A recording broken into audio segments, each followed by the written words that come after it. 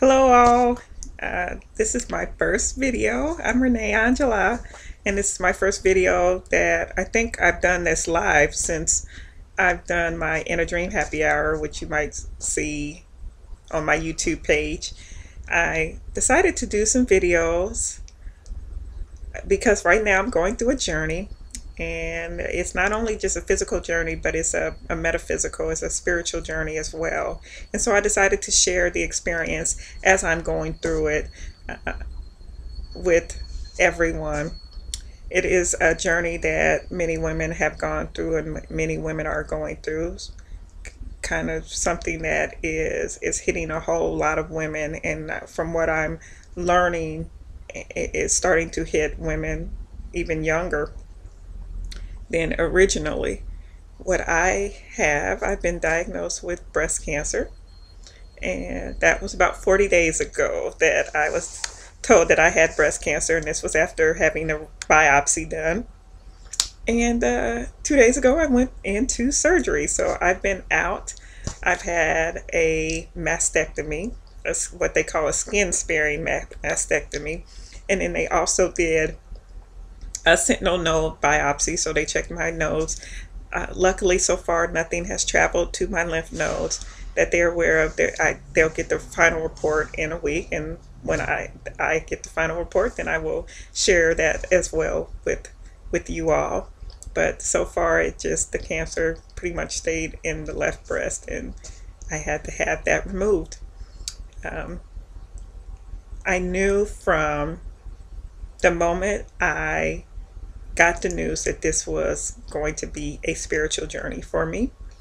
I knew that this symbol, this cancer symbol, was just exactly a physical manifestation of what's going on in my spiritual realm. And so the first thing I started doing was looking up about, from a metaphysical point of view, what did cancer mean, especially like cancer in the left breast.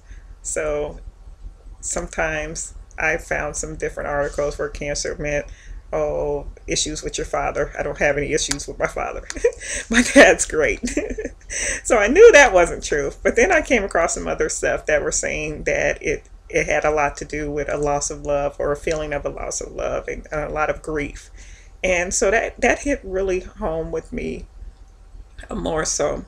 It's that aspect of feeling at a loss. I've been losing a lot as far as people go in the last couple years, and I think it's really hit me harder than I even imagined that it would hit me.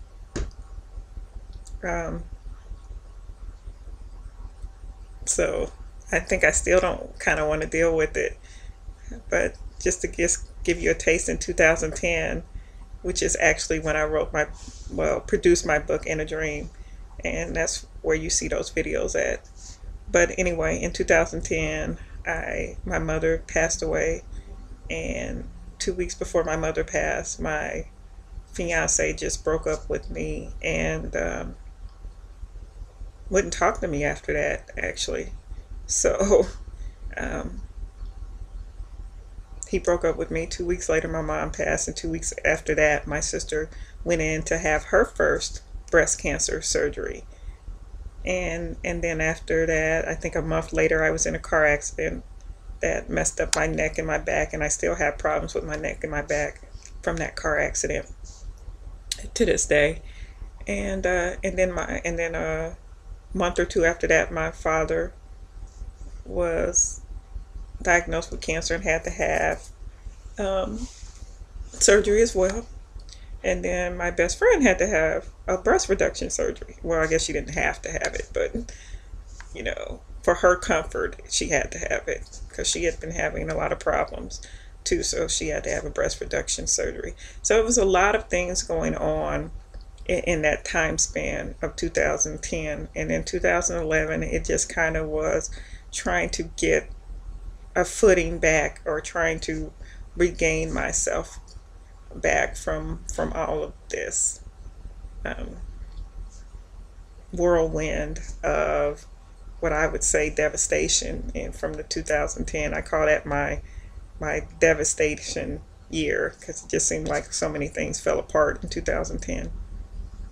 And so 2011 was a little bit calmer. And in 2012, some things just kind of like different upheavals, but upheavals in a good way. Lots of upheavals that made me kind of stop and think about myself and the world as a whole. And now I am here with breast cancer, going through this journey. As I said before, I just got out of the hospital 2 days ago, and I'm very, very thankful that everything went so very, very well. It's was I just had such amazing and wonderful doctors and nurses who came in, and they just made me smile and made me feel very, very comfortable that everything was going to go completely right and completely as planned. So I'm just very, very thankful. I woke up from surgery. Well, let me first tell you that before I went into surgery, the last thing I remember was the nurse giving me a sedative. Now, when I'm thinking of a sedative, I'm thinking of something that's just going to calm me down and I'm still going to be, lucid or whatever. And that, I just thought it was just going to be something mild. But apparently, I think the sedative must have put me to sleep or something, because that's the last thing I remember before waking up in the recovery room, was talking to the nurse, and she said she was going to give me a sedative because sometimes you need a sedative to calm yourself down. I was already pretty calm, but I did have a little bit of butterflies. You always kind of get nervous with things because this is a nervous time. So I got a little bit of nervous. I won't say I was really, really nervous, but I was a little bit. I can't say I wasn't at all. So she gave me the sedative, and I remember going to the anesthesia room, but I don't remember anything after that other than waking up in recovery hours later. But the recovery nurse did tell me that I woke up when I first got to recovery, and I woke up smiling. And she said I did talk to her. I don't remember the conversation at all. And I was too scared to ask her what was I talking about, because sometimes you don't want to hear your crazy jibber jabber from the subconscious mind. I probably was telling military secrets or something. No, never been in the military, so no, I wouldn't have any military secrets, but you can imagine probably what happens when you start talking from the subconscious mind as opposed to the conscious mind. So I was afraid to ask her what it was, so I can't tell you what we talked about, but I do remember waking up, I guess much later, consciously waking up. And so that was kind of cool. They kept shooting me up with morphine, so it's like I'd wake up and fall back to sleep and wake up and fall back to sleep. And that was pretty much everything in the recovery room. I spent more time in the recovery room than normal because they didn't have any beds available, so I probably spent about 7 hours in the recovery room, maybe 6 hours in the recovery room before I was able to go into a room and be there. But for the most part of it, it was really more soreness, and every now and then these sharp pains would hit me.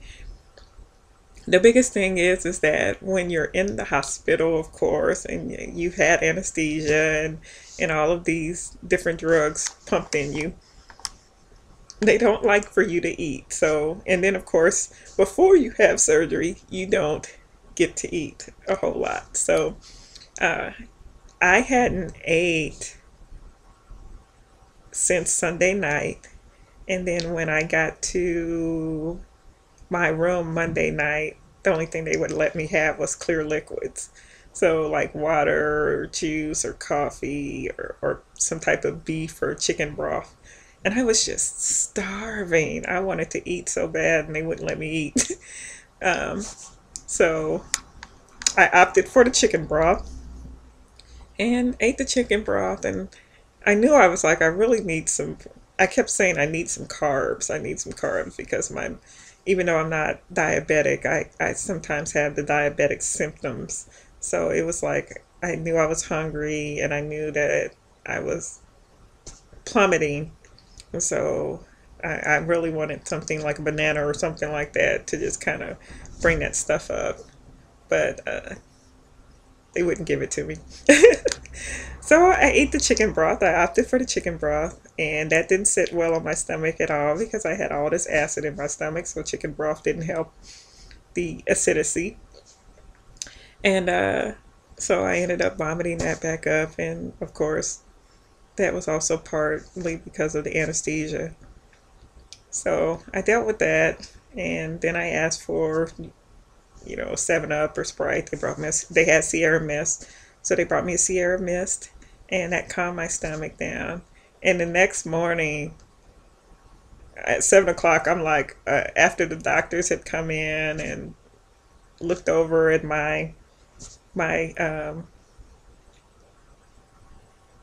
scar tissue or whatever. They opened up my bandage. I won't open up my bandage, but here I'm all wrapped up with the bandage, and so they cleared me to eat, and I was ready to eat. So, and by then it had been 36 hours since I haven't eaten. So I ate a lot, and I pretty much ate a lot yesterday. I was hungry. So, and some people don't. I didn't think I would have an appetite. I thought that I wouldn't feel like eating, but I ate yesterday when I got home from the hospital. So I ate, and I'd fall asleep, and I'd wake up and I'd eat a little bit more and I'd fall back to sleep. And so that was pretty much my day yesterday, is that just a lot of resting and then eating.